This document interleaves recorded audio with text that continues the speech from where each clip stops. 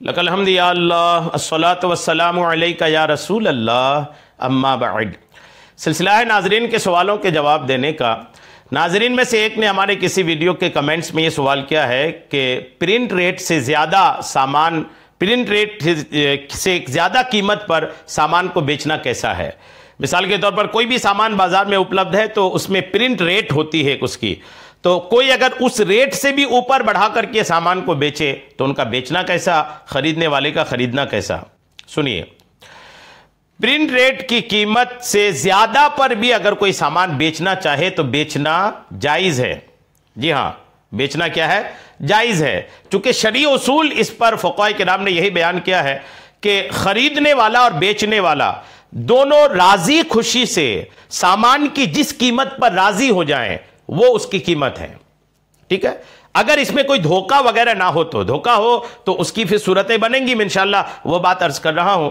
किसी भी सामान की कीमत, खरीदने वाले ने एक सामान की कीमत, बेचने वाले ने एक कीमत रखा, खरीदने वाले ने उस कीमत पर राजी होकर, उस कीमत पर खुश होकर के उस खरीदो फरोख्त के मामले को आगे बढ़ाया।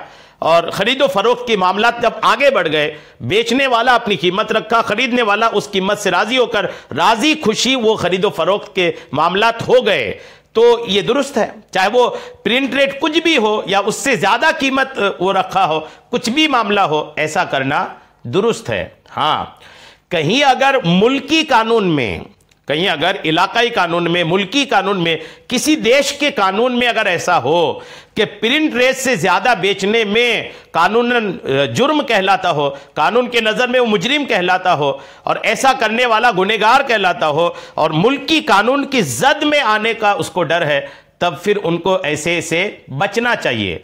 क्योंकि जाहिर सी बात है, आप जिस देश में रहते हैं उस देश के कानून को भी मानना यह भी आपके लिए जरूरी होता है। और जाहिर सी बात है कि अगर आप देश के कानून के खिलाफ करेंगे तो मुजरिम कहलाएंगे और आप उस जुर्म के बदले में, उसकी जद में आकर के आपको कैदोबंद की, सजाओं की, जुर्माने की, वो सारी बातें भी आ सकती हैं। तो अगर कहीं पर यह मामला है कि प्रिंट रेट से ज्यादा बेचना जुर्म है तो उससे बचना चाहिए, उससे ज्यादा बेचने में। लेकिन अगर कोई बेच देता है तो इस्लामी नुक्ते नजर से, चूंकि बेचने वाले कीमत रखा, खरीदने वाला उस कीमत पर राजी हो गया, जब खरीदने वाला राजी है, बेचने वाला राजी है, तो फिर तीसरा कोई मामला होना ही नहीं चाहिए। तो वो खरीदो फरोख्त तो दुरुस्त होगी और बेचने वाले का वो ज्यादा कीमत लेना भी दुरुस्त है। हां, इसमें धोखा नहीं होना चाहिए। अगर धोखा है तो फिर वो खरीदो फरोख्त हो जाने के बाद भी खरीदने वाला इस खरीदो बेच के मामले को कैंसिल कर सकता है।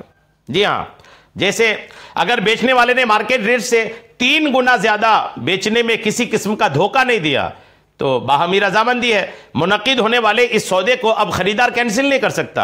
हां, धोखे की सूरत अगर पाई गई तो फिर खरीदार इस सौदे को कैंसिल करा सकता है। इस सूरत में धोखे की मिसाल फुक़हा किराम ये बयान फरमाते हैं कि मसलन बेचने वाला खरीदार से कहे कि मेरे इस सामान की इतनी कीमत है या मेरा यह सामान इतनी कीमत के बराबर का है। बेचने वाले की इस बात पर एतबार करते हुए खरीदार वो चीज खरीद ले। फिर उसे बाद में इल्म हुआ कि बेचने वाले की बात दुरुस्त नहीं है और इस चीज की कीमत कम है, तो बेचने वाले के इस धोखे की वजह से खरीदार वो चीज वापस कर सकता है, जबकि किसी और वजह से शरअन वापसी का हक खत्म ना हो गया हो। फुक़हा ने इस तौर पर बातें लिखी है, तबीनुल हक़ाइक़ में है कि जब बाय ने मुश्तरी यानी खरीदने वाले से कहा, बेचने वाले ने, कि मेरे सामान की कीमत इतनी है, या कहा मेरा सामान इतने के बराबर है, खरीदार ने इस बिना पर इस पर बिना करते हुए, एतबार करते हुए खरीद लिया, फिर इसका खिलाफ जाहिर हुआ तो खरीदने वाले के खरीदार को धोखा देने के सबब खरीदार के लिए इस खरीदो फरोख्त को कैंसिल करने का इख्तियार होगा।